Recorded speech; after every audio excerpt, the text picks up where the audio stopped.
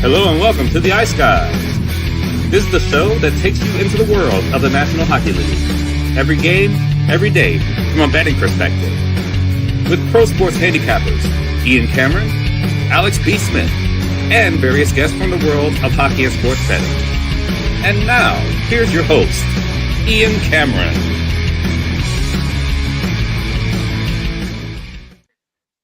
Welcome to the Ice Guys on a BetCast Tuesday, December the 10th. Ian Cameron, Alex B. Smith, and Ryan Robinson filling in for his older brother today, ready to break down the Tuesday NHL card. It is a big one, as it often is. We've got 11 games on tap on this Tuesday night. Looking forward to that. And you know damn well we are also, of course, looking forward to tonight's live BetCast. And it is coming your way at 7 p.m. Eastern time. There you see it. On the screen tonight, 7 p.m. Eastern. We've already gotten some requests to send the StreamYard link for the BetCast to those wanting to join us here tonight. Chris Otto is in tonight at some point on the BetCast. We're looking forward to having Chris on it with the. We might have a couple of guests tonight. Yeah, no doubt. Hey, everyone wants a piece now. It's the final BetCast of the year for 2024. Now, again, that's the year. People have always, someone messaged me this morning and said, I can't believe you're not doing another BetCast this season. No, the year. Calendar year, everybody. Relax, breathe. We got to breathe, guys. It's going to be okay. We're going to have BetCasts in January and beyond. A hell of a lot more. Yeah. Exactly. So someone thought when I said that's it for the year, it's in the hockey year. No. We will have multiple BetCasts, in fact, January and beyond, including some Patreon exclusive live BetCasts. Another reason why you got to be signed up, $10 per month at patreon.com/iceguys for that. But this is our last BetCast for this year. We will have them in January and beyond. So again, tonight, 7 p.m. Eastern, join us. It's a bar and a pub vibe, drinking, watching the games, placing live bets, hopefully winning like we did the last BetCast, which was very profitable. So again, DM or email me or Alex for a spot on the BetCast tonight, and we'll make sure you're able to join us here during the BetCast starting tonight at 7 p.m. Eastern time. Not going to spend too much time on Monday because I really want to get into Tuesday's card, but it's actually a decent Monday, profitable again. It's good to see for a short slate. Yeah. We had a piece of the over and the draw with Detroit and Buffalo. Crazy game that turned out to be. 6-5 Red Wings. Brutal loss again for Buffalo. My goodness, they're up 5-3 in the third period. They cannot close that game. Seeing it's basically blah, blah, blah, verbal vomit. I keep hearing from Tage Thompson and others after the game last night saying, we're scared to make plays when we have the lead. It's a crisis of confidence with the Sabres right now. There's no question about that. And you're up 5-3 against a team that's really struggling almost as much as you are right now. And you can't bring that game home. Red Wings get the win 6-5 in a shootout. And Lucas Raymond, man, he ends up getting one of the shootout goals. It was Dylan Larkin that got the winning shootout goal. He scores one of the goals during the game as well, which I believe tied it at 3 at the time. I mean, Lucas Raymond has done everything possible to give his team a chance, even during their recent struggles, continues to play well. It was a phenomenal. I didn't bet many props last night, but every prop hit. And if you look at the Patreon page, it was a clean sweep for player props for me last night. Nice. We had Lucas Raymond in this game. We also, in the Chicago game, I tailed Alex with his bargain bin special of the night with Tyler Bertuzzi for the Chicago Blackhawks. Congratulations to Anders Sorensen. And his first NHL win as a head coach last night, a 2-1 grinder. Blackhawks found a way, though, to get it done 2-1 against the Rangers. They're now 2-0 to the first period over. Full game, unfortunately, does stay under. But the Blackhawks found a way. It was another solid effort in net from Arvid Soderblom, and the Blackhawks did just enough offensively to get a 2-1 win against the struggling New York Rangers. Another frustrated Peter Laviolette in the press conference after the game is now not calling out the effort, calling out the execution now. Like, we're just not making plays at all. It's like we forgot how to make good, crisp, fundamentally sound plays with the puck. And it's true. When you watch the Rangers right now, it's exactly what we saw last night. The playmaking. Where's getting in position to get a good scoring chance? We're not seeing it right now consistently from the Rangers. So, like I said, a nice win there for Chicago. I know Alex is happy, and I'm sure he'll talk about that in a moment. And then Anaheim-Montreal, very entertaining game. It goes to a shootout. The Canadians get the job done there, 3-2 in a shootout. We had a piece of Montreal money line. Team total falls short, but we did get Montreal money line. And we mentioned Alex with his bargain bin cashing in, and so did mine. Lane Hutson, power play point at plus 375. And it did not take long as he assists on the Patrick Laine power play goal in the first period of that game.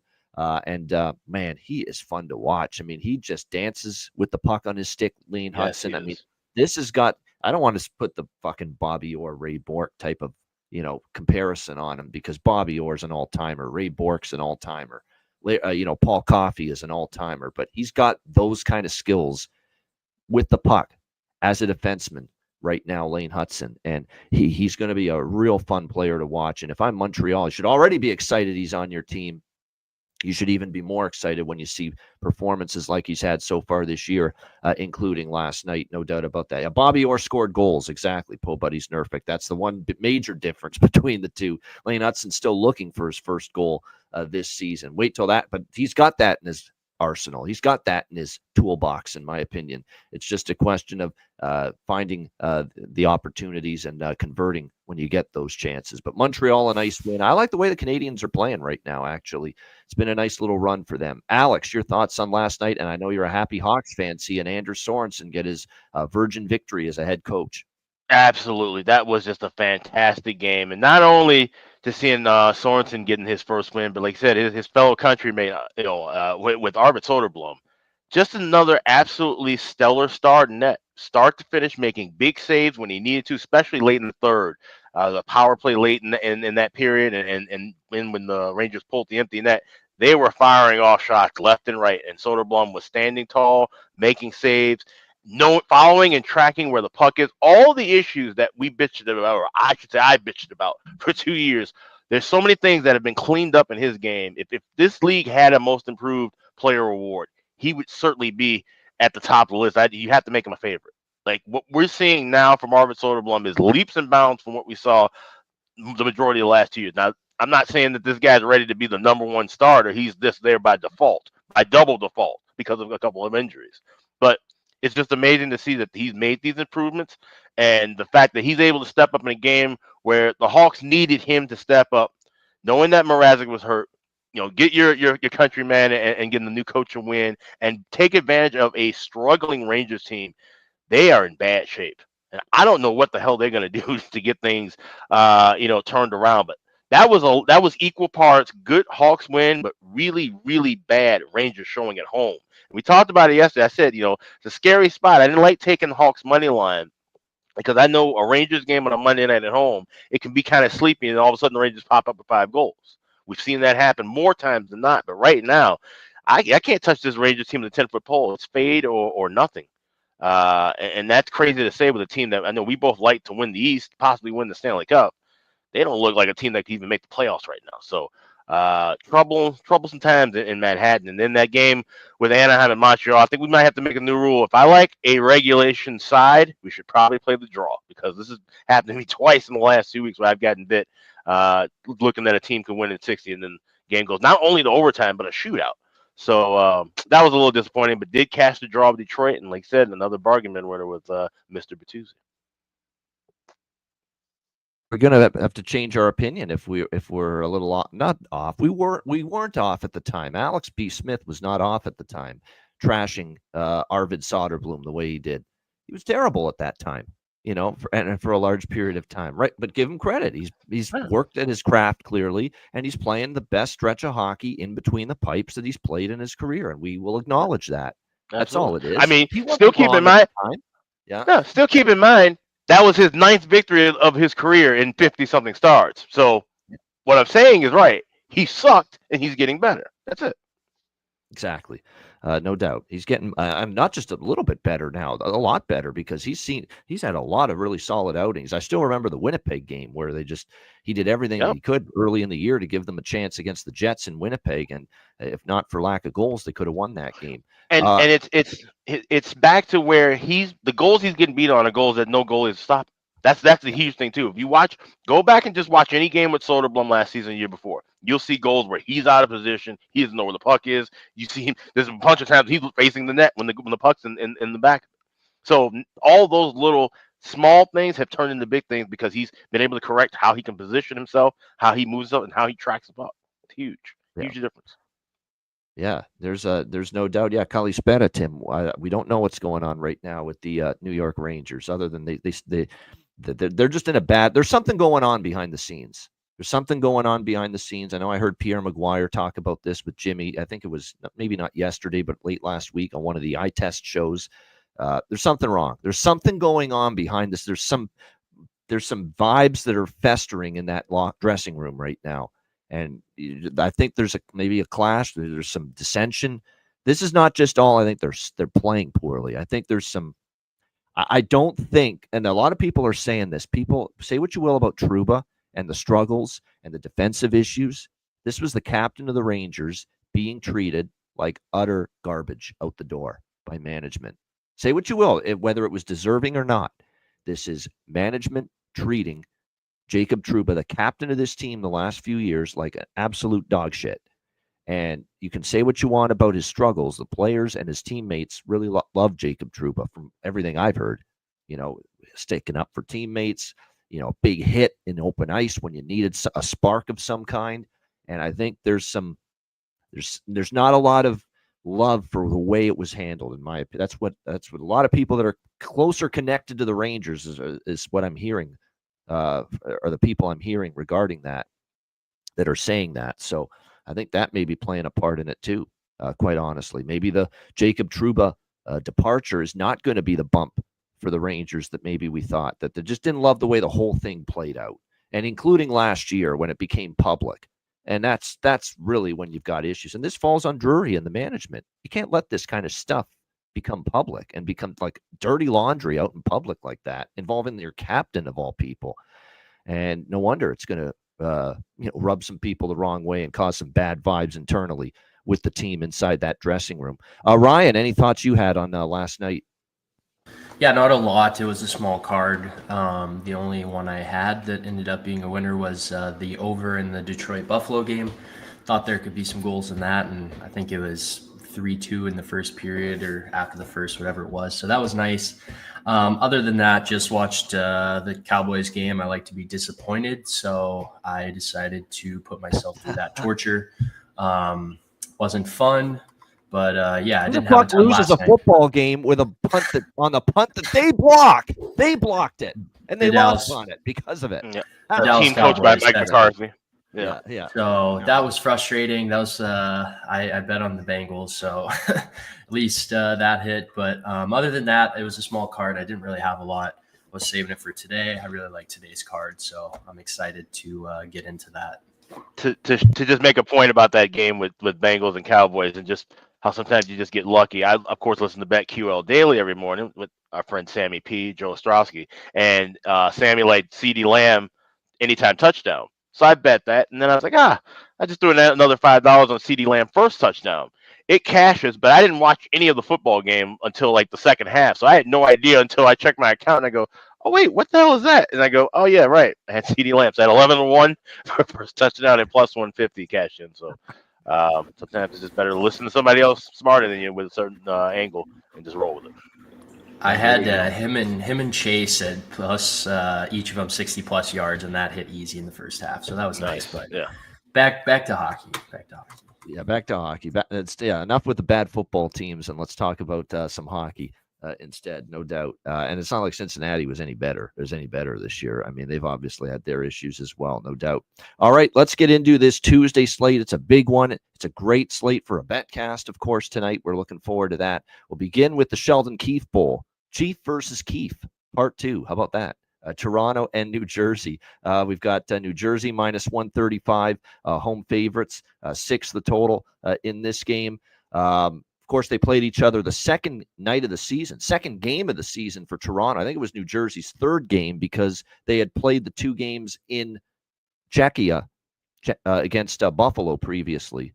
But they played it really early in the year in October. Leafs got a 4-2 victory in that game over the Devils.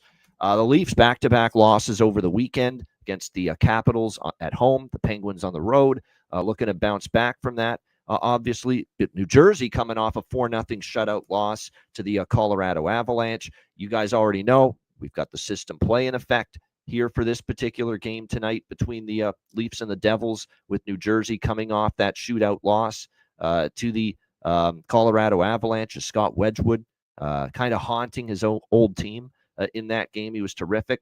We're now at 33-19 for first period over, 31-15-6 for the full game over with the system play here. And the only thing that concerns me is Toronto's been a huge first period under team, one of the bigger first period under teams in the NHL. But I think, the system's been great. New Jersey, Toronto, the first meeting actually went over in the first period. The full game total was a push. I think the total was 6 in that game, and it landed on 6, 4-2. So I do like the over by Fecta, first period over, full game over. This is another one, though, where I like the first period over a little bit more. And that's, I'm disappointed I went with full game over for best bet with the Hawks game instead of first period over last night. But I do like the first period over more than the full game over. As far as the side goes, Toronto's going to want to play well. They've lost 2 in a row. And I know New Jersey's going to want to play a lot better at home off a home shutout loss. So don't really want to get involved with a side in this game. But I do like the over by Fecta, riding that system. Alex, what do you think here? Leafs, Devils. So I grabbed the over 6 earlier today, but I'm waiting for the betcast to grab the over 1.5. I'll we can jump in. That'll probably be the first thing we do as we go to air, at least for me. Will be try to grab that as soon as it goes to even just down to about $1.10, anywhere in the pick'em range. That's what I'm shooting for. Like you said, a little worrisome because of the fact that Toronto, has been a huge first period under team.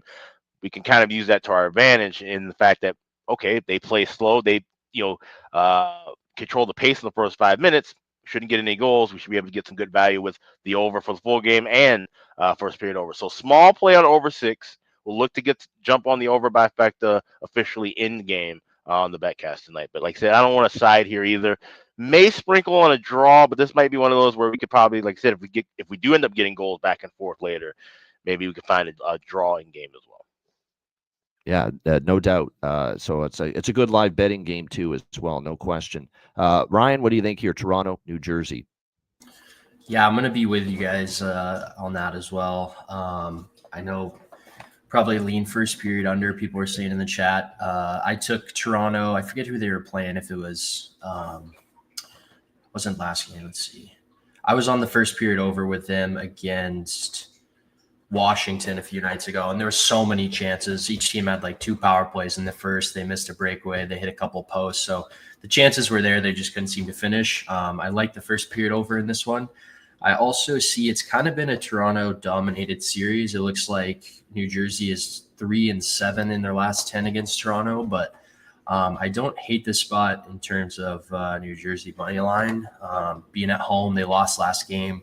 You're going to want to bounce back, although Toronto's coming off 2 losses. So I lean New Jersey money line. I haven't taken it yet. I'll see how the first period starts, but I will think I'm going to be in that first period over with you guys, especially on the betcast. Maybe wait 3-4 minutes into the game, see if there hasn't been any goals yet, and then jump in live. So that's pretty much in terms of sides and totals. I also will be looking at some Jack Hughes points, even possibly 2+ goals. He's at plus 1,000. I've been hitting with Hughes fairly often when I've been on the show, so I'm going to look at some of his props, but that's all for me in terms of this game. Not touching the total over or anything like that. Yeah. Have you guys seen how they've done our boy Stefan Nason the last couple of games? He's been right at the bargain bin cut of $290. Yep, I know. Second game I've noticed that. We're not getting those great prices. No question about that. With that, Anthony Stolar is the native of Edison, New Jersey, so he is playing like close to home. He's getting this start. I know he'll be fired up. He'll have family and friends in attendance. Put it this way, I lean Toronto. I do. Both teams are Toronto's off 2 losses. Toronto's going to be amped up here especially with their goalie playing close to home. But I don't like fading New Jersey, rushing to fade New Jersey coming off getting shut out at home. And they're going to want to play well here. And they also know they lost the first time Keith played against his old team. So I think they're going to bring it too. I will say this. I lean Toronto. Toronto's trailing at any point in this game. This is going to be a live bet for me on Toronto at some point during the betcast tonight. Let's say it gets to 1-0 Jersey, 2-1 New Jersey, you name it. We're going to be able to get, plus 200 or better maybe with the Leafs at that point. we're going to get involved with Toronto live during the betcast. I lean that way as it is. You got them on the road. And plus, New Jersey's still a very erratic home team. I've said it all year, it feels like, many a time. I just prefer betting New Jersey on the road. They're a 7-8 mediocre team at home. They're 11-4 on the road. They've been a much better road team this year than New Jersey Devils. So I lean Toronto pregame, but it's going to be one of these deals with the betcast. I'm going to see if I can get Toronto trailing at some point and get a better price with the Leafs during the betcast live.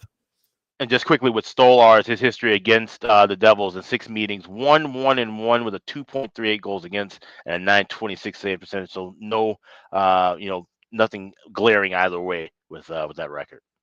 Yeah, no doubt. We're going to have to see. Max Domi's close to a return, but hasn't been confirmed in as of yet. We'll see if he's able to return. And plus, Bobby McMahon's close to returning as well. Looks like Jake McCabe might still be out for at least one more game here tonight, but the Leafs are closing in on getting all 3 of those guys back. All right, Philadelphia and Columbus. We've got the Flyers minus 120 road favorites, 6.5 the total in this game. Philly losing to Utah the other night by a score of 4-2. That was the return of Samuel Ersson. First game back, probably not his best, but he's probably going to get better now as he gets more games under his belt. He's already been confirmed in for the Flyers tonight. Elvis Merzlikins will get the start here in this game tonight for the Columbus Blue Jackets. We talked about how Columbus feasted on a brutal spot for Winnipeg Sunday in that 4-1 victory over the Winnipeg Jets. Kind of the shoe on the other foot syndrome here for Columbus tonight because they're in a pretty tricky spot now. 5-game road trip. They played December 1st, 3rd, 5th, 6th, and 8th through those 5 games at Chicago. Then out west, Calgary, Edmonton, Vancouver, Winnipeg, the Western Canadian swing. So you look at this now. This is going to be their 6th game in 10 and first game back home after that. So it's a very, very troubling, or not troubling, but it's a long trip. I think it's a Flyer spot. No doubt. A Flyers team that I know they've lost 3 in a row, but Florida, pretty competitive. 4-3 where Kolosov blew it, who's not been good. They had a nice 3-1. Let's not forget, they were up 3-1 against the Bruins and lost in overtime. And then the Utah game, like I said, it was even in shots. Utah just was more opportunistic. They didn't play that poorly. It was a pretty even game. I think Ersson will be sharper now with a game under his belt tonight. And they've been pretty solid on the road of late, the Flyers. So I'm going to go with a split here, first period and full game on the Flyers, because I think the first period they could jump on Columbus a little bit coming back off that road trip. The only fear I have is Jackets have a very good home record at Nationwide Arena. That being said, this is still a very, very poor spot for them coming off that 5-game roadie. So Flyers first period, Flyers full game split for me in this game. And I'll keep those bets small, as in very small pregame. And what I will do is, again, just like I talked about with the last game, if the Jackets get a lead at some point, we'll add on with a little bit more Philadelphia. That's going to be the approach with the betcast taking place here tonight. What do you think here, Alex? Flyers, Blue Jackets. So I like this first period over more than the full game over. So I will have, pretty much, I'd say half unit on the full first period over, quarter unit on the full game going in pregame, and then we'll look to add and adjust accordingly live. But I also like the draw pregame. I grabbed plus 330. That was at Bet Online early this morning. Shop around for the best price. Like I said, MGM's been your best bet for the highest prices with the draw prices. So draw and just a half unit, quarter unit looks on the full game and first period overs. We'll be adding more on the betcast tonight. Yeah, and I think I'm going to tack on first period over because I just remembered just off the. I was like, you know what? Columbus is on this first period over run. 8-2. Yeah. 8-2. And by the way, they could be out of sorts defensively. First game coming back off the road, back home. Sometimes you're sloppy. And yeah, I could see some goals early. Maybe it settles down after that, but definitely in the first 2 periods, I could see some goals early. So that first period over makes sense. Again, 8 of the last 10 Columbus games have gone over in the first period. Ryan, what do you think here? Flyers, Jackets. Yeah, honestly, I'm going to stay off this game. I think pregame, this is kind of a pass for me. Not too interested in the game, and with the privilege of having such a big card tonight and the betcast, I'm just going to stay off it and pick my spots that I like. So nothing pregame here for me. Yeah, on a night when we're doing the betcast, we're gonna have a lot of live bets going, and it's a big card. You don't have to flood the board. That is for sure. If there's something we like on the betcast, I'll certainly hop in. But pregame, I'm just gonna stay off and kind of see the game flow, how it goes. Yeah, no, I don't. Nothing wrong with that at all. Joel Farabee on the top line. I do think there's value. Of course, Mishkov's been good. I'm rocking with KJ as well for Columbus. Kent Johnson. He's really starting to heat up for the Blue Jackets of late. And I think from a goal prop standpoint, he's absolutely worth a look in that game here tonight. All right, San Jose and Carolina. We have Kakalaki, the Hurricanes, minus 500. I'm seeing as high as minus 550 at DraftKings with the Hurricanes as a home favorite in this game. 6.5 the total here in this matchup.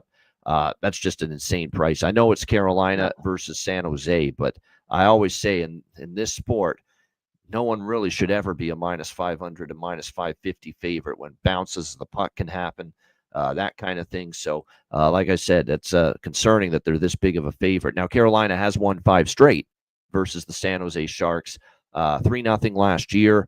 2 years ago, though, they got taken overtime in this building by San Jose, and the Sharks or the Hurricanes ended up with a 5-4 win in that game.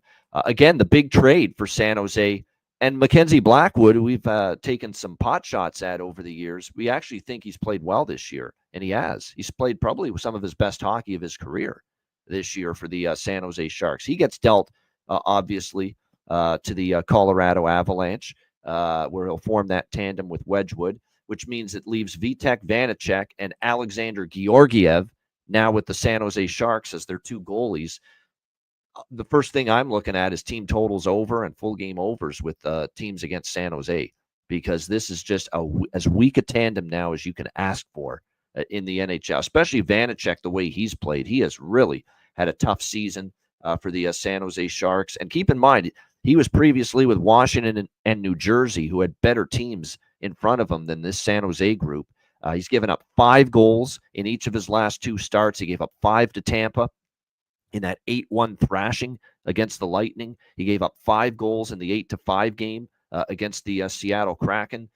So this is absolutely a Carolina team that should be able to get rolling offensively, even though all of a sudden, they've scored 2 goals or 3 goals or less in 4 of their last 5 games, 1-4 in their last 5, and they were held to 3 goals. This is a team that for the longest time, they were getting to 4 goals. We know what the overall run still is for Carolina, scoring at least 4 goals, which is why I've been betting their team total over so much the last month or so. It's still 17-6 for Carolina, scoring 4 goals or more in the last 23 games. I think they get back to 4 goals minimum here tonight.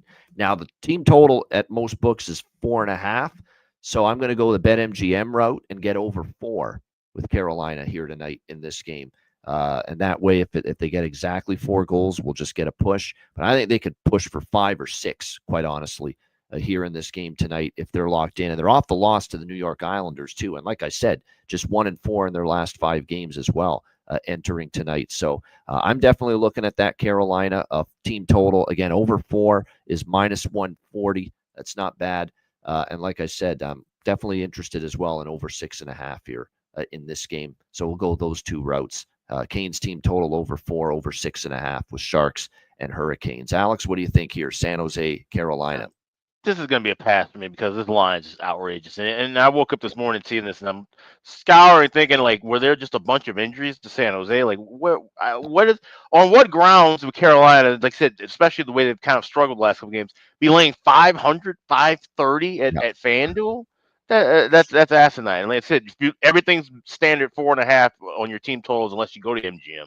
So no, I want nothing to do with this. I'm like, do I even want to take 2.5 minus $1.10 with the Sharks? That's probably the closest thing I've become to betting right here. But this is going to be a complete pass. I may not even bet anything when we watch this live tonight. Yeah, that first period team total, Rocco's a good look too. I think early to strike for 2. Carolina does that a lot when they're pissed and they're off a loss, and they're not going to take a weaker team lightly.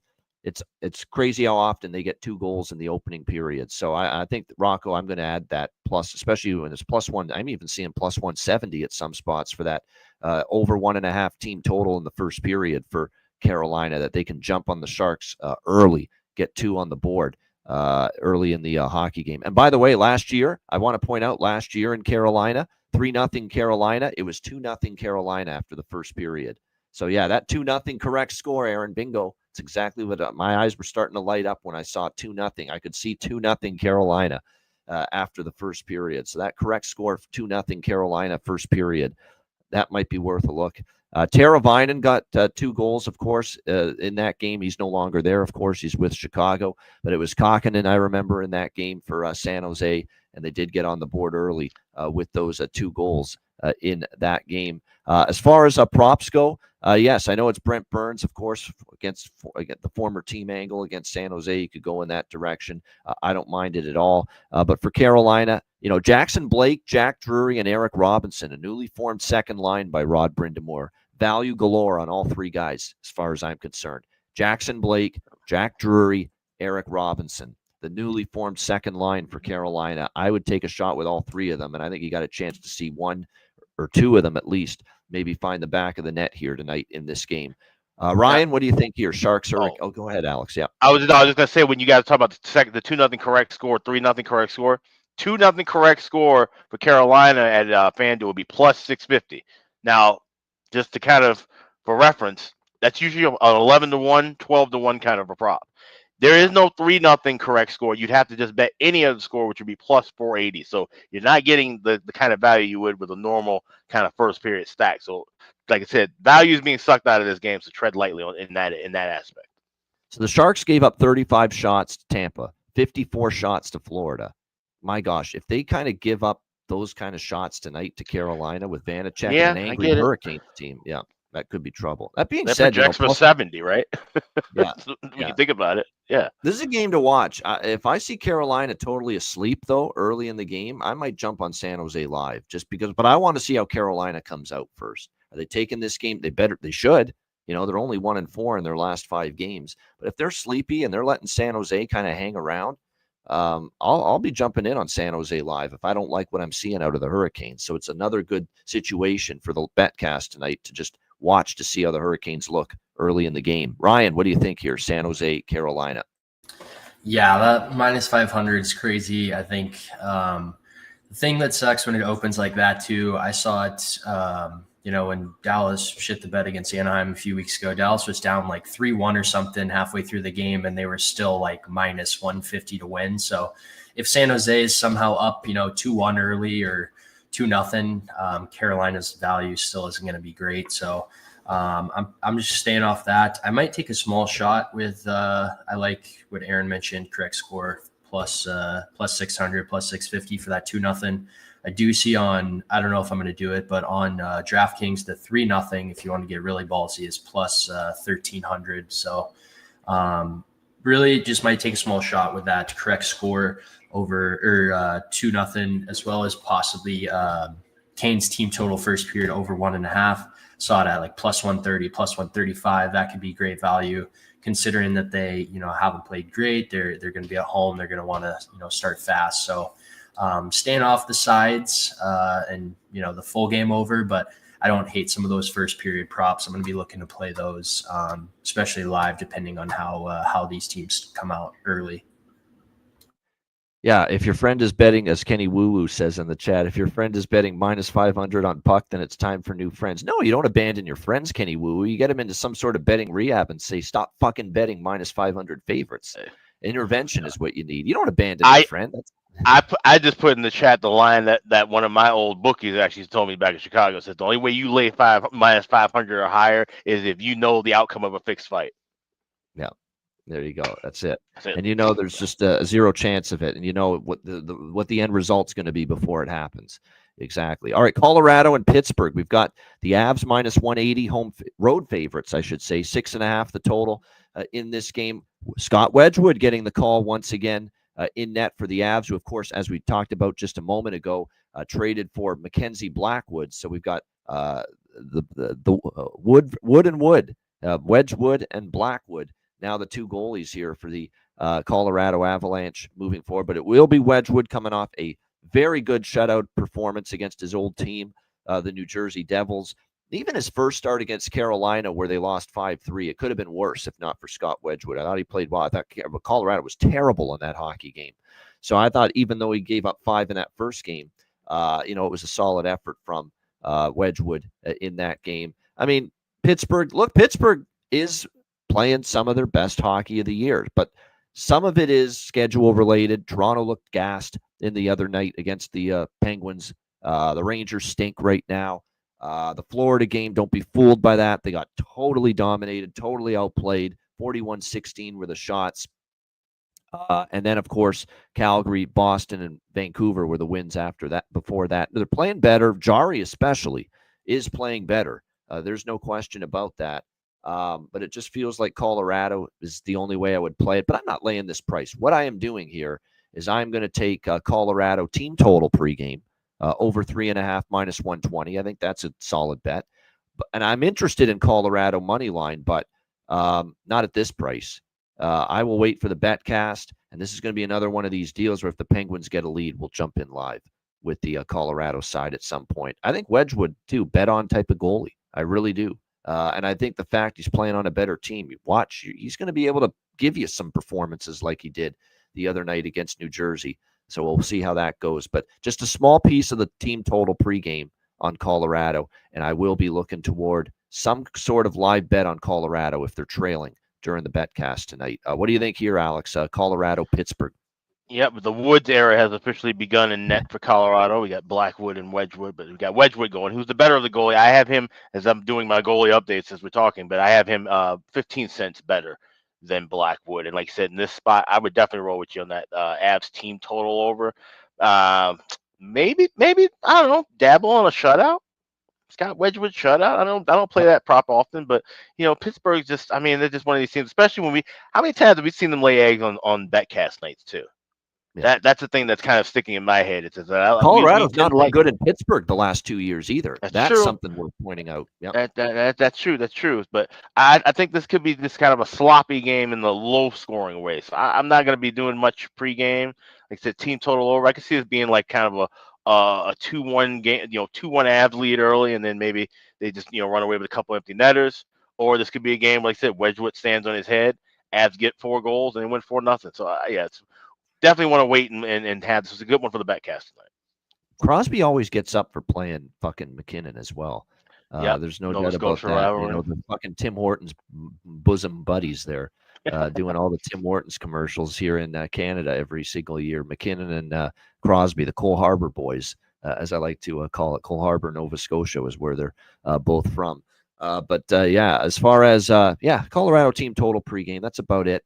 There are some props I like, though, in this game. Obviously, Ross Colton, you got to look in his direction for sure. 100%. Chat's already onto it. He's on the second line. He scored against New Jersey in his second game back from injury. He's going to get an opportunity with Middlestat and Big Val on that second line. So I like that opportunity he's going to get. No question about that.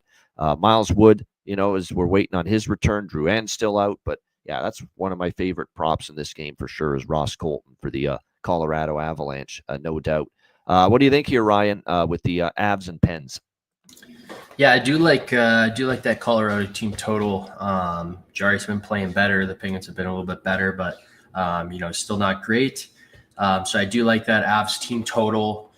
There are a couple of props. Right before you mentioned that Crosby and McKinnon, from the same town, I was thinking McKinnon's been a little bit quiet lately, but he loves. They're both competitive, fiery guys, and they don't want to let the other one get the last word. So whenever they're playing each other, I look for them to come out, Crosby and McKinnon to come out hot, shooting the puck. So I do like McKinnon anytime goal. I see like plus 110, plus 120. He hasn't scored in a couple games, I don't think, but given that he's playing Crosby, I do like that. So I like the Avs team total. I like that McKinnon small shot on McKinnon anytime goal scorer, as well as I might even ladder some of his shots just because he loves to shoot the puck. Yep. And then the last one I'm taking is Wedgwood. I see it was plus 27.5 at even money. It moved down to plus 26.5 or 26.5 at minus 115. So I'm going to hop on that. I love Wedgwood. I think he's solid back there. It seems like Pittsburgh has been averaging about 30 shots a game. So, they can definitely get that mark. I think he's been solid enough to, let in less than, 2 or 3 goals. So I'm going to take a small shot on Wedgwood just because, he's been solid and I like the spot for him. He's been good back there for Colorado, so I'm going to back him this game. But that's all for me in terms of pregame and props. All right, good stuff there. All right. By the way, what I love too, we talk about Cole Harbor. It's kind of a cool town name that they're both from, Sidney Crosby and Nathan McKinnon. So one thing I love about this country, all the crazy, quirky city names and town names. Cole Harbor, Moose Jaw, White Horse, Yellow Knife. It's just there's so many different ones. Medicine Hat, that's one of my favorites. Yep. Medicine Hat, Alberta. I mean, there's some good ones here. In this country, as far as city names, town names, you just won't hear anywhere else. All right, LA Kings and New York Islanders. We've got LA Kings minus 135, road favorites, 5.5 being the total here in this game. Now, this falls into one of our systems that we were late to realize, but betting against teams after defeating the Minnesota Wild is 7-1 this year. And guess who beat Minnesota in their last game? Yes, the LA Kings, which means bet on the Islanders is what that angle says here in this game tonight. And believe it or not, the Islanders, don't look now, they've won 2 in a row here, this New York Islanders team. They beat the Ottawa Senators on the weekend, and then they upset Carolina on Saturday as well. So a couple of wins in a row. And as much as the only concern I would have with taking the Islanders is that the LA Kings are playing some really good hockey right now. It's been a great run for the Kings. They've won 5 in a row.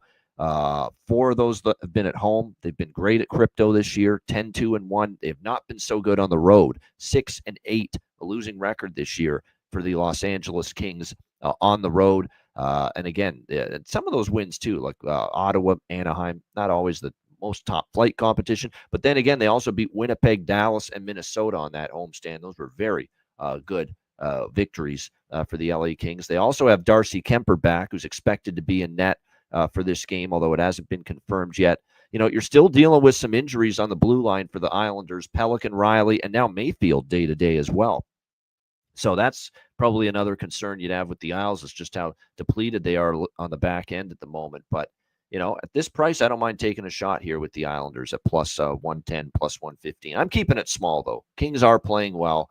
The Islanders do have some injuries on the blue line. I'm just betting it strictly because of the system here. 7-1 for teams after defeating Minnesota. 7-1 fading teams after defeating Minnesota in their next game. So Islanders plus 115.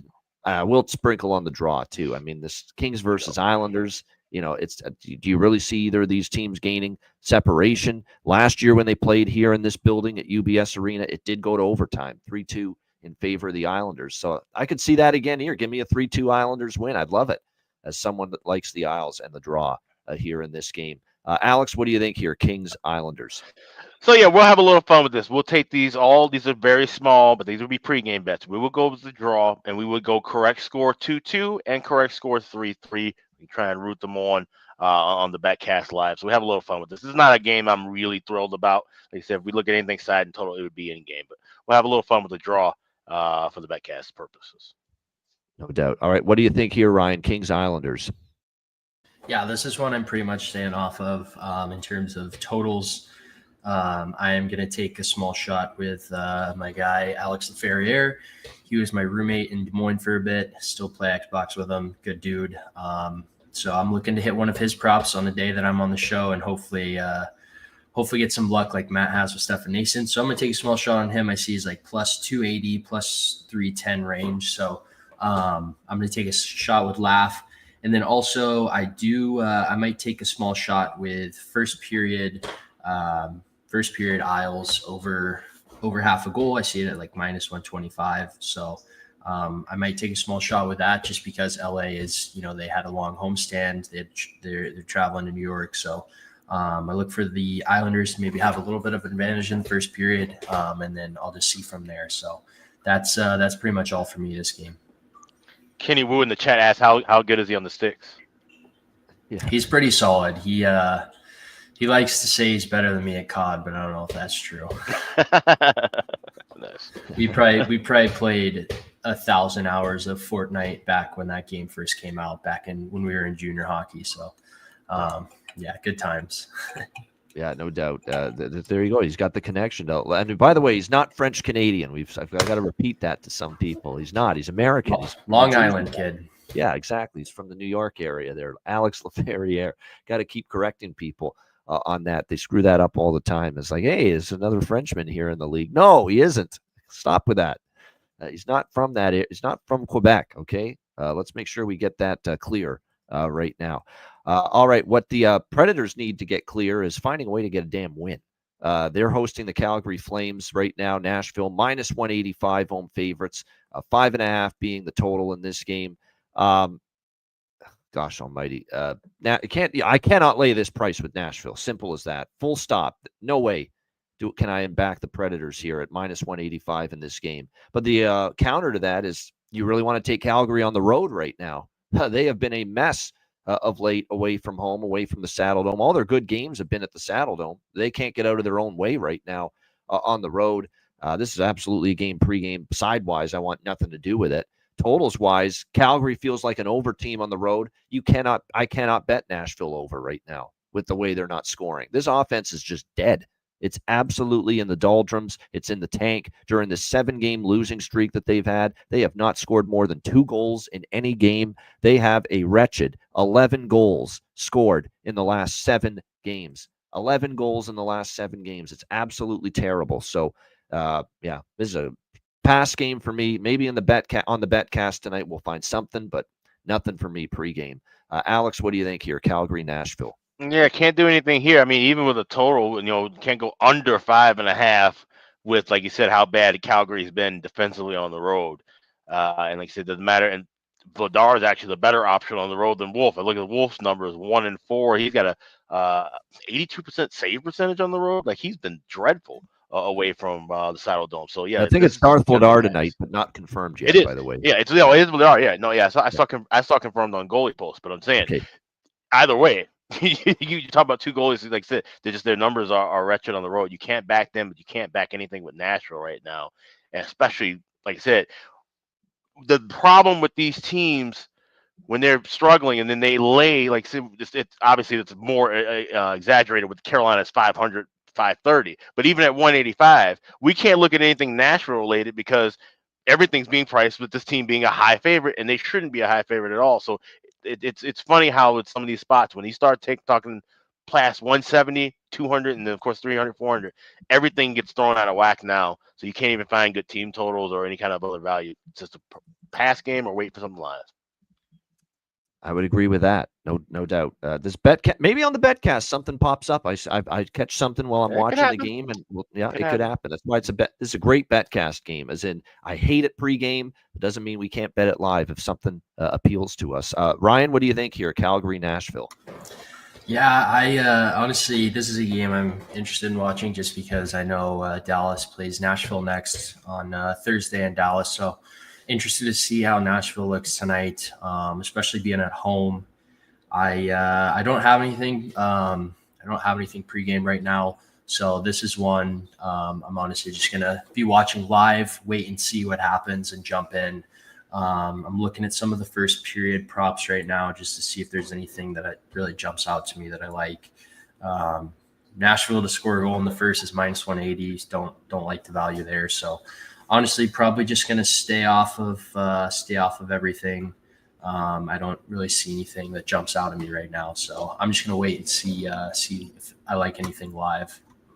Yeah, exactly. I'm not even crazy about the props here in this game as far as goal props are concerned. That being said, I still think Pospisil and Coronado for Calgary, they're on the top 2 lines right now. There is some value with them. They haven't been popping of late as far as scoring, but there is definitely some value on those 2 being in the top 6 right now. All right, Boston and Winnipeg. Winnipeg Jets minus 135, home favorites, 5.5 the total here in this game. Look, Boston under Joe Sacco, it's been more good than bad for sure. They've won 4 in a row.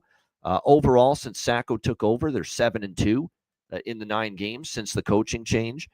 Now, again, has their schedule been pretty light? The wins were Utah, Detroit when they were struggling, Islanders who were struggling, Montreal when they were struggling, Detroit when they were struggling, Chicago, Philadelphia, the goaltender we don't like. I mean, they have just not faced anybody even close to in the stratosphere of Winnipeg. That's the concern with back in the Bruins tonight. Like, Winnipeg's a step up from anybody they've faced here in recent games. And you do have Winnipeg off a home loss to Columbus. Talked about how the schedule caught up with them in that spot. All the travel, basically 1 month straight of traveling on the road consistently for the Jets. This is Jets or pass for me. I just don't like the price enough. And with the BetCast, we can take Winnipeg live if Boston has the lead at some point, which is my thought process, which will be my approach, is if the Bruins get an early lead, we will look toward Winnipeg live. And if they don't, and Winnipeg gets the lead and keeps the lead, then we'll just lay off and we'll just let it go. What I do like, though, is the first period over. We have 4 straight first period overs for Boston coming into this game. I think Winnipeg, off of just a 1-goal effort at home against Columbus on Sunday, push for offense early in the game from the Jets. I would expect that. So I like the first period over here. Just the first period over, by the way, not the full game. Alex, what do you think here? Bruins, Jets. Yep, I'm going to play the first period over small, look to add a little bit more as this crosses over into the plus money threshold early into the start. And like I said, we hopefully see some good pace, but I do believe we could see some good back and forth action. And it might, I don't know, it depends. If it gets to maybe 5.5 plus 150, I might grab a little piece of that over. But right now, at 5.5, we're laying $1.20, $1.25. I'll wait to add anything onto that during the betcast tonight. Yeah, Pasta's in, Aaron. Pasta is and moved up to the top line. Yeah, Yep. He was at the second line the other night, or last time he was back, he was out. He's now up to the top line as well. Yeah, no change injury-wise. The guys that have been out for a long time with both teams are still out. Lindholm for the Bruins on the blue line, and both Ehlers and Sandberg are still out for the Jets going into this one. So Swayman and Hellebuck is the goaltending matchup here. And look, Hellebuck's been obviously very good all year. Swayman's playing his best hockey since Sacco came there. He's definitely played a lot better. But, again, 4 straight overs in the first period for the Bruins, and Winnipeg off a 1-goal performance against Columbus. That's why I like the goals early in this game, at least the 2 that we need for the first period to go over. What do you think here, Ryan? Boston, Winnipeg. Yeah, so this is a spot that I picked out last night that I feel pretty strongly about. I actually like Winnipeg a lot. I got them at like minus 130 before it moved. I just think, they lost to Columbus at home a couple of days ago. It's going to be unacceptable with them. They're going to want to bounce back. Boston had to travel across the country. They've been better with that new coach. Starting to find their game a little bit, but I'm still not sold on them yet. I want to see a little bit more out of them. So I just think, yes, Winnipeg will have to come down. They're not going to be able to keep that win percentage up the entire year, but they are going to want to bounce back, especially after losing to Columbus. So I think minus 130 is really good value for Winnipeg, especially with Hellebuck confirmed. So this is one of the few spots tonight that I feel, pretty strongly about. I could easily see Boston winning as well. It's just kind of the gut feeling that Winnipeg this is a good bounce back spot for them, after not having a strong performance at home. So that's where I am here with this. Might take a small shot with the I lean the first period over with you as well, but in terms of pregame right now, I'm just on Winnipeg. All right, next up, we've got Tampa Bay and Edmonton. This is one of the spotlight games for sure tonight. Whenever these two teams meet up consistently the last few years, obviously 2 of the better teams in the league. Edmonton minus 150, home favorites, 6.5 being the total here in this game. The Oilers back-to-back home wins to start this homestand. 6-3 against Columbus, 4-2 against St. Louis, 5-1 in their last 6 games. So it's been a nice run here for this Oilers team. You're seeing that, they're starting to get both sides of the puck are really starting to get going for them. Offensively, this team has scored 4 goals or more in 5 of the last 6 games. In fact, go back for 5 of the last 6 games they've scored 4 or more, which has been good to see. And then defensively and as well in net, Skinner, he's been good lately for the Oilers, no question. Tampa Bay started this Western road trip in the win column with a 4-2 win against Vancouver on Sunday. There are a couple of injuries. Eric Chernak on the blue line and Anthony Cirelli as well was not able to finish the Vancouver game Sunday. Doubtful is the last word.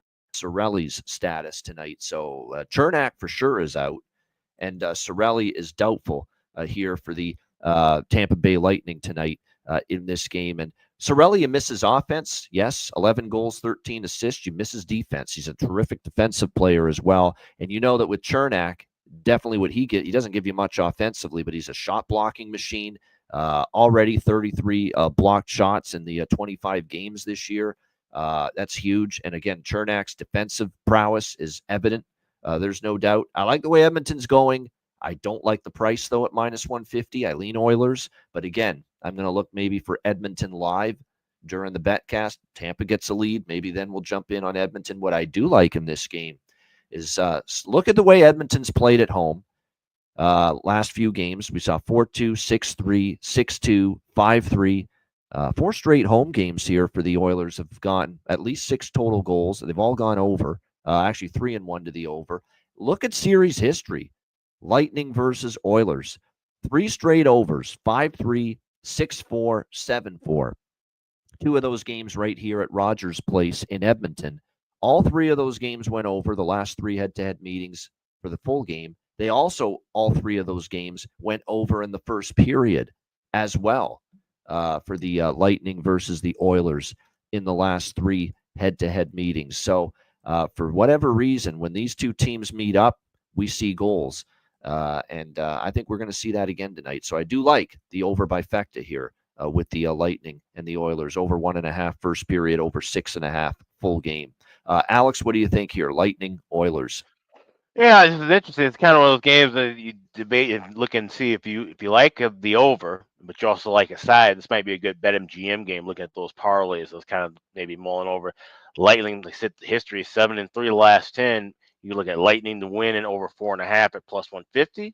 Lightning to win over 5.5 +225. So maybe I'll dab on a couple of those. But like I said, this being a later game, this is probably one I'll also be saving for the live bet as well. Like I said, the pregame bets kind of small tonight. Like I said, there's a lot of good matchups that I want to see things kind of play out in the first couple minutes, even up to the first period, full period, before making any bets tonight. And Vasilevsky has started the last 2 times in Edmonton.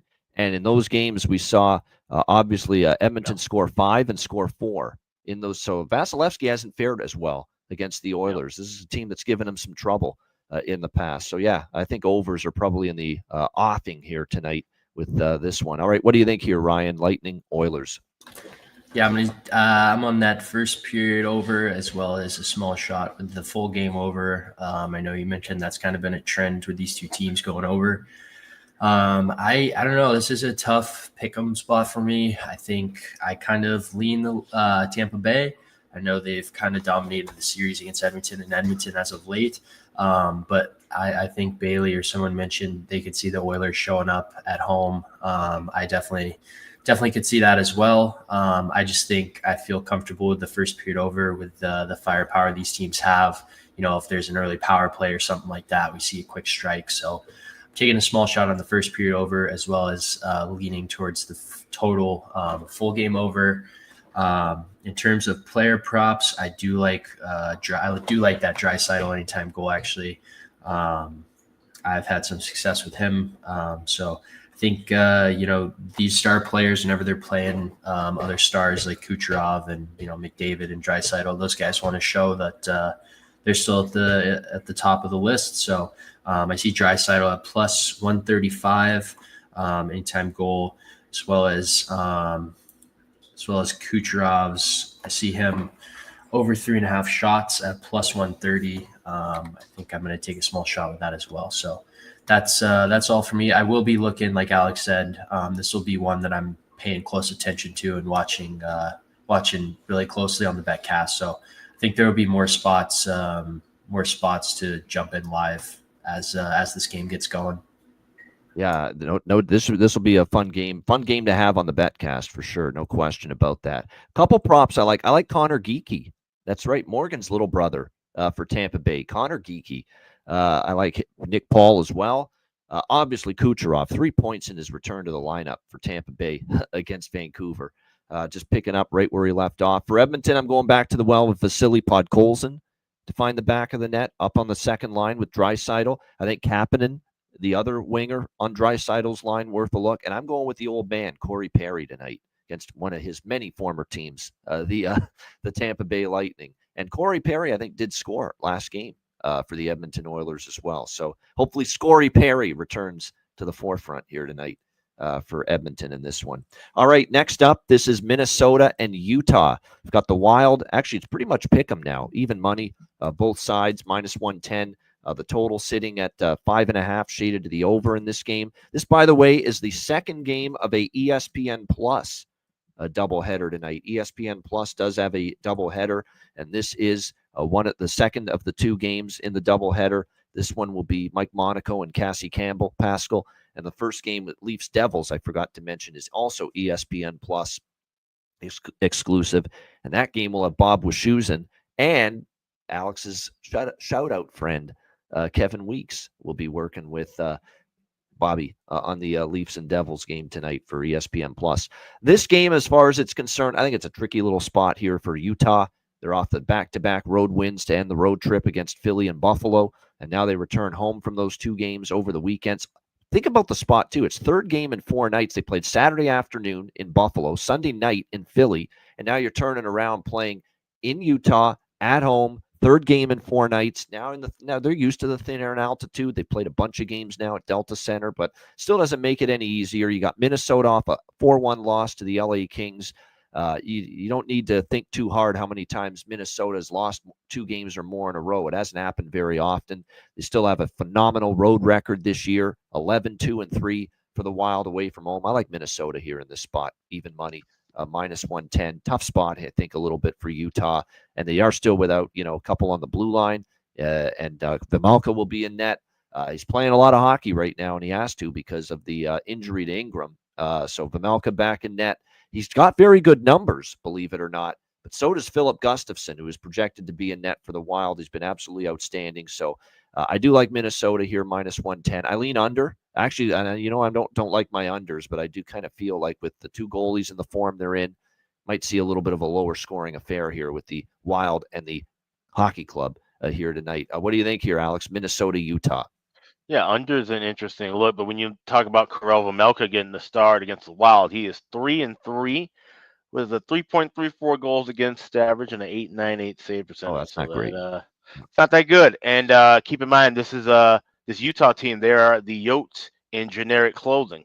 When they were the Arizona Coyotes, Minnesota won 17 of the last 22 meetings against them. So they've dominated this group that has now moved to a different state and city.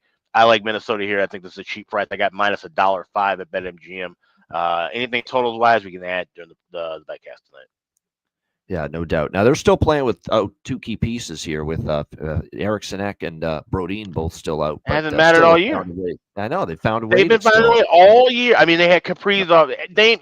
Every top 6 forward has been hurt, and 3 of the top 4 defensemen have been hurt.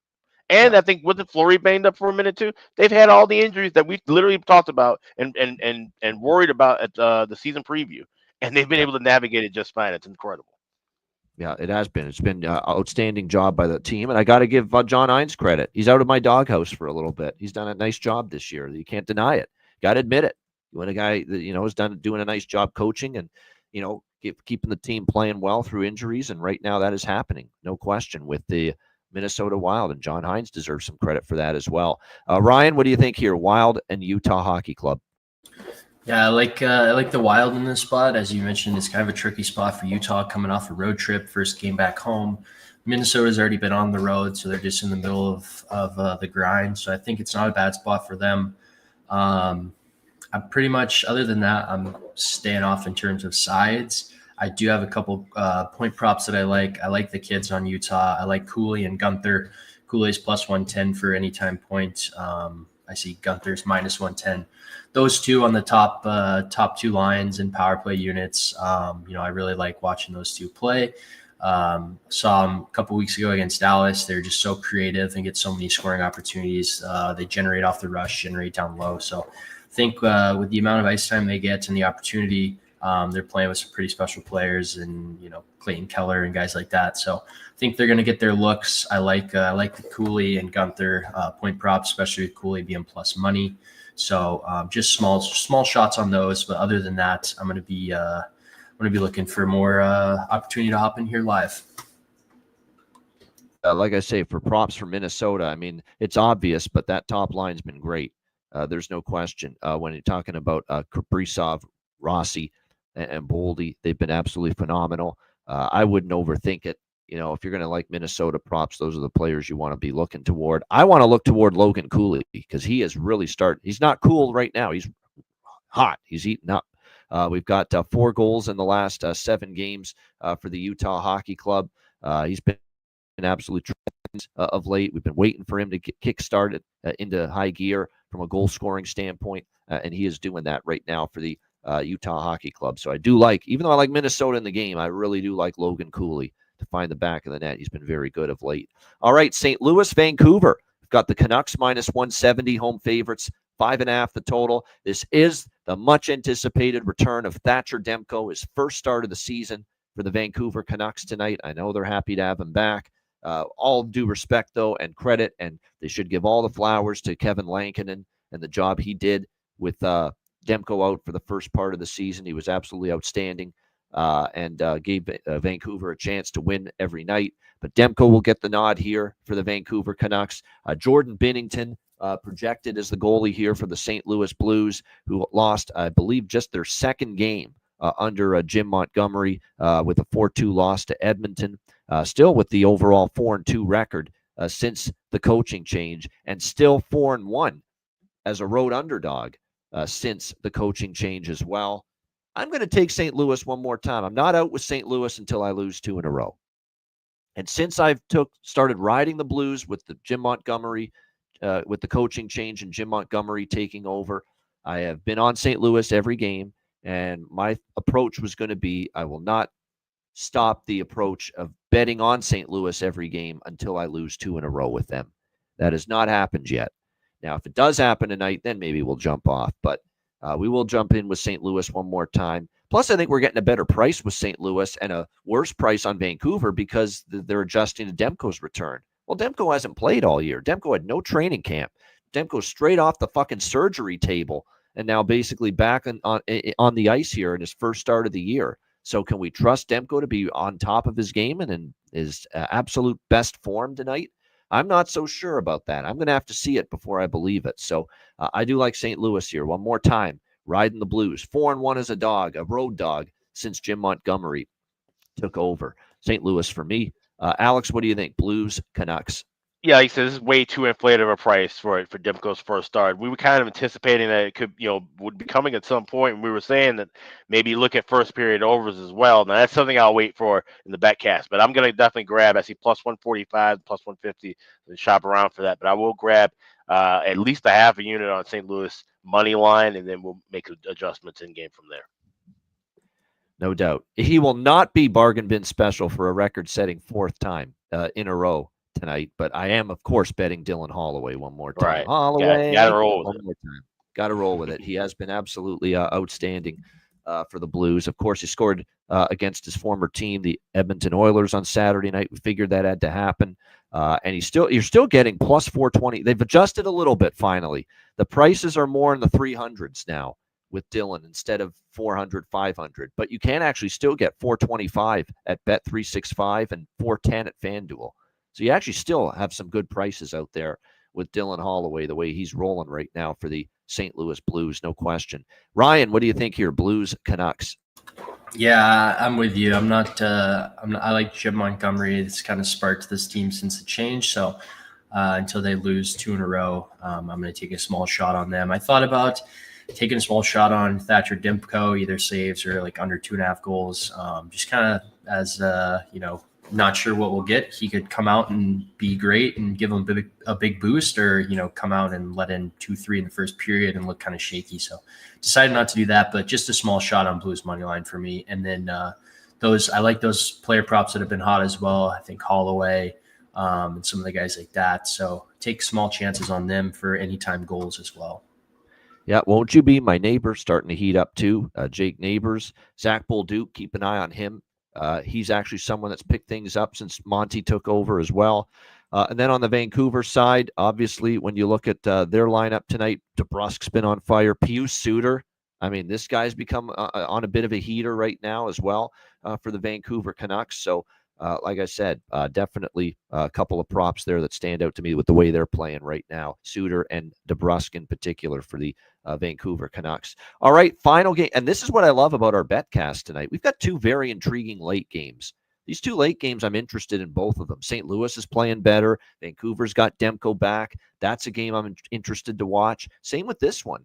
Florida Panthers and the Seattle Kraken. We've got Florida minus 190, road favorites, 6 the total here in this one. The Seattle Kraken return home off a very successful road trip, and maybe getting on the road is just what the doctor ordered for Dan Bilesma's struggling team, because that was ugly going into that trip where they went 1-4. They lose to LA, they lose a game to Anaheim, and they lose both games to San Jose. I think that was rock bottom for them, where it was like, wait a minute, we got to shape up here. We can't be doing that. We can't be losing 12-7 combined score to the San Jose Sharks in back-to-back games. And boy, oh boy, you know what coincided with it? Getting on the road and getting Vince Dunn back. We've talked about this now for multiple games in a row. It coincided with Vince Dunn's return on the blue line, the puck movement, the ability to get the offense going now all of a sudden with Vince Dunn on the ice. And look what it did for this Kraken team. They scored a grand total of 18 goals in the 4 road games, 3-1 with wins against the Hurricanes, Islanders, and the Rangers. And the one game they lost was on a back-to-back against New Jersey, 3-2. No shame in that. So very, very solid road trip. Now they're back home, though. First game off that roadie. Not the greatest spot here for Seattle, and a road, and Climate Pledge Arena, 7-7.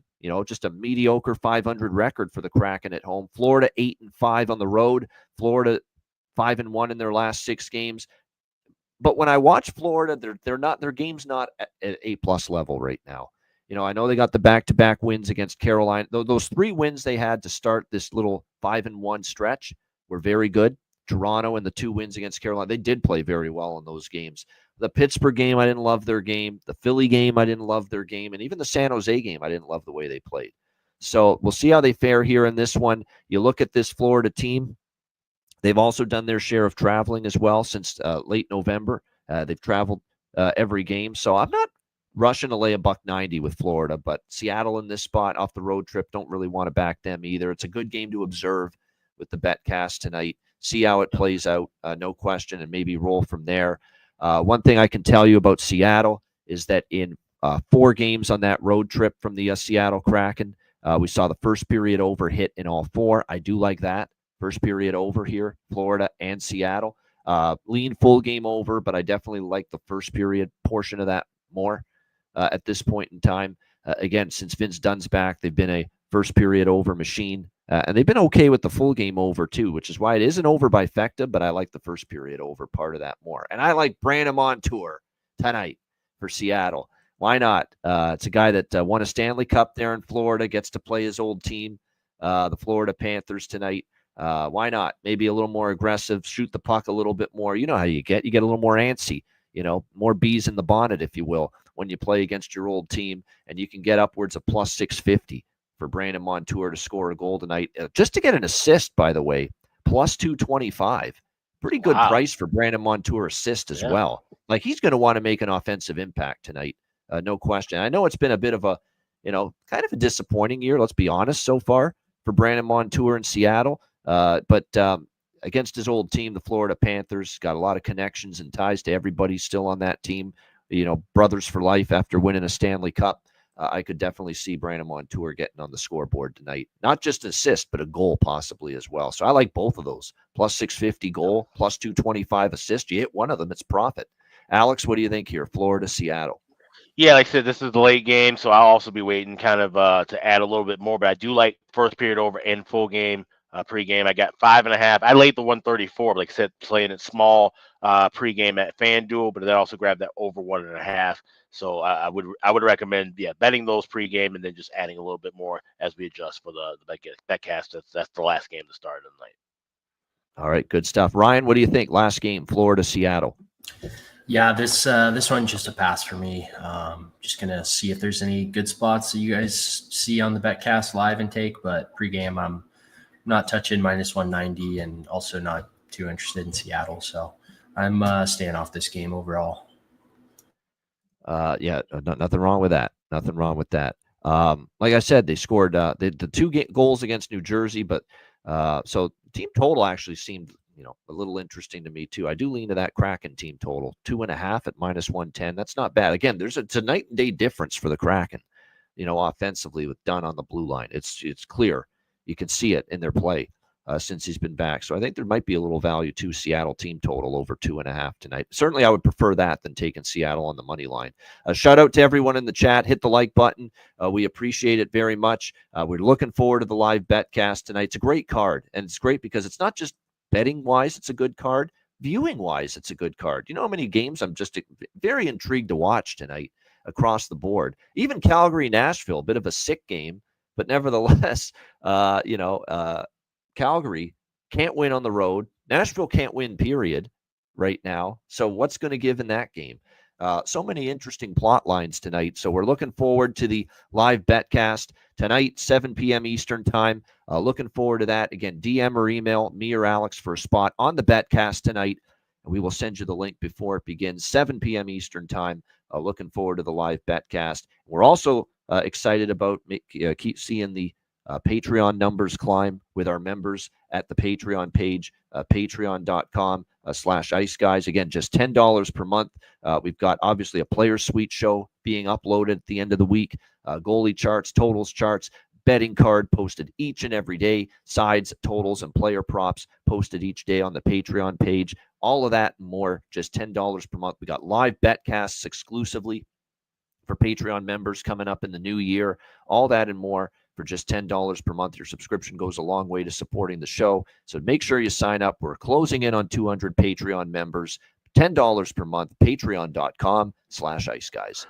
Also, check out the Ice Guys store, iceguys.myspreadshop.com. This is the week to get things. If you want to get gifts for your loved ones, gifts for yourself, stuff under the Christmas tree, now's the time to order it. Do not miss out. Just go to the website, iceguys.myspreadshop.com. We've got just about everything in stock. I know some things that are kind of pick and choose with sizes, but we should have the majority of what you want and what you're looking for in stock right now and get it just in time for the holidays. That's iceguys.myspreadshop.com.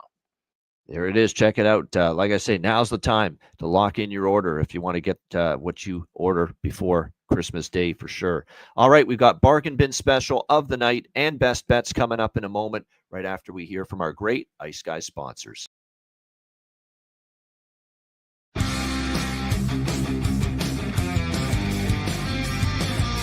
Support for the Ice Guys podcast is provided by Boston Hemp Incorporated, Manscaped, Power Play Sportsman, Raise Your Game, Tailgaters Sofa, and a big thank you to all that subscribe to the Ice Guys Patreon page.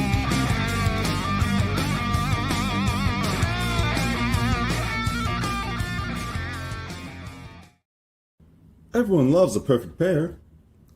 Bacon and eggs, thunder and lightning, Mario and Luigi, a hot dog with fries, Ian and Alex B. That's right, everyone loves a perfect pair. So why not pair up your game nights with Boston Hemp? From exotic flower to concentrates and edible products, you'd be hard-pressed to find a better pairing than Boston Hemp and hockey. Check them out today at bostonhempinc.com. That's bostonhempinc.com. Boston Hemp Incorporated, the official smoke sponsor of the Ice Guys. Void where prohibited by law. Not available outside of the United States. Must be 21 or over to obtain products. Check your local regulations to see if Boston Hemp is available in your area. All right, shout out to all our great sponsors, including Boston Hemp Inc. Make sure you check them out. 20% off on the site using the promo code ICEGUYS at bostonhempinc.com. All right, bargain bin special of the night. A 2-0 sweep, man. Very, very difficult to follow that up, but follow that up we must. Well, I don't know about must, but we will try. That is for sure. But yeah, nice to have them both. Tyler Bertuzzi for Chicago last night scoring, and of course Lane Hudson with the power play point for the bargain bin sweep last night. See what we can find for an encore. Alex, what do you like in the bargain bin? No, I agree. Follow it up, we must. That's the way I'm going to look at it. And tonight we got a game starting off the card, Toronto and New Jersey. I mentioned that Stefan Nason, they've holding him back. He's at plus 290 at FanDuel. He's not in that bargain bin range. Well, main reason for that is he's actually dropping down to the third line. Moving up to the second line is Dawson Mercer, who is plus 430 anytime goal scorer at FanDuel. That's going to be my shot for the bargain bin tonight this Tuesday. Dawson Mercer, anytime goal scorer, plus 430 for the New Jersey Devils. It's available at FanDuel. That's my Tuesday bargain bin.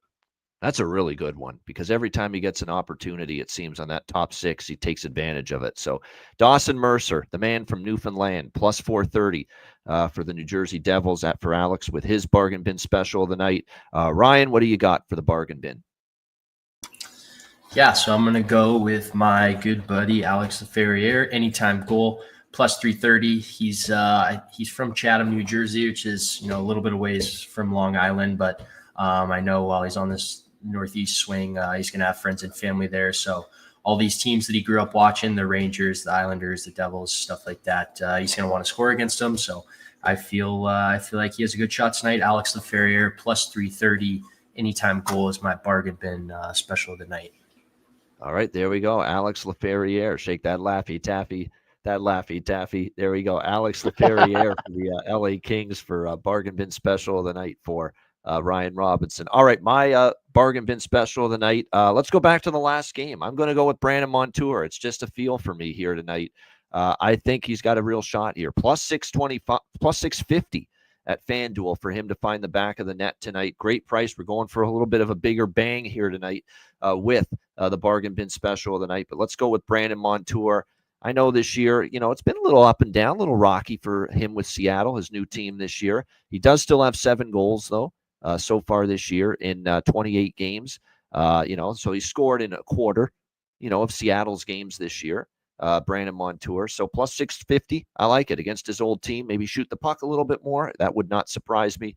So Brandon Montour, Seattle, plus 650 for my bargain bin special of the night. All right, best bets. Alex, what do you like for best bet?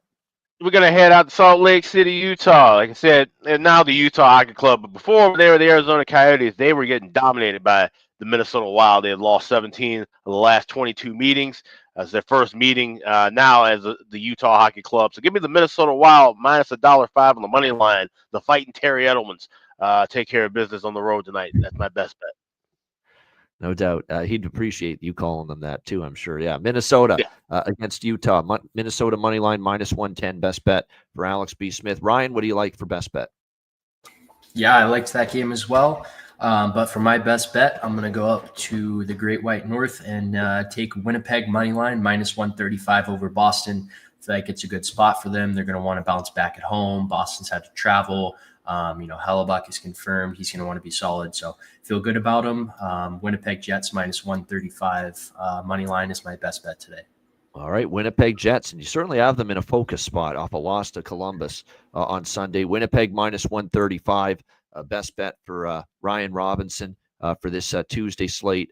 My best bet for this Tuesday slate, there's a lot of good choices here, but I'm going to go with the Tampa Bay Edmonton 6.5 over. I think we're going to see goals. We got 3 straight overs head to head with these two teams, and 3 straight first period overs as well. By the way, in the last 3 meetings, but we'll rock with that full game over with the Lightning and the Oilers tonight. 6.5. Tampa Bay Edmonton over 6.5 minus 115 for my best bet here for this Tuesday card. That's a wrap for the Tuesday show, but it is not a wrap for the Ice Guys on this Tuesday because we're back tonight at 7 p.m. Eastern time with the live betcast. We are looking forward to it. 7 p.m. Eastern time. Make sure you join us. We've got a lot of people that have already put their name in and requested to be on the betcast tonight. I'm looking forward to seeing Chris Otto. It's been a while since we had Chris Otto, the totals chart guru, joining us here on the betcast tonight. Melissa's going to be joining us for a little bit as well. We got a few guests coming tonight, so we're looking forward to it. Yeah, we do. We've got a good slate. We got a good group coming tonight. The Robinsons will be in the house. Ryan's roommate too. I mean, everybody. So it's going to be a heck of a betcast. Looking forward to it. Make sure you're stocked up. Oh yeah, this is our last one for the year. It's like a Christmas party tonight, so a little more boozing than normal, and we'll be on for the whole night through all the games, including the late games. So we got 2 good late games tonight: Blues Canucks and Panthers Kraken. So looking forward to obviously the night ahead. Make sure you join us 7 p.m. Eastern in just a few hours. Can't wait for it. A reminder, the Ice Guys is live 7 days a week, Tuesday to Friday, 2 p.m. Eastern, Saturday, Sunday, Monday, noon Eastern. If you can't watch the show live, download the Ice Guys podcast in audio form on all major podcast platforms: Google Podcasts, Apple Podcasts, Spotify, Stitcher, iHeartRadio, Amazon Music, and more. Download the Ice Guys podcast when you can't watch the show live. For Alex B. Smith and Ryan Robinson, I'm Ian Cameron. Have a great Tuesday, and we will see you in just 3.5 hours from now, 7:00 p.m. Eastern time for the Ice Guys live betcast coming up, and then again tomorrow on Wednesday for another edition of the Ice Guys.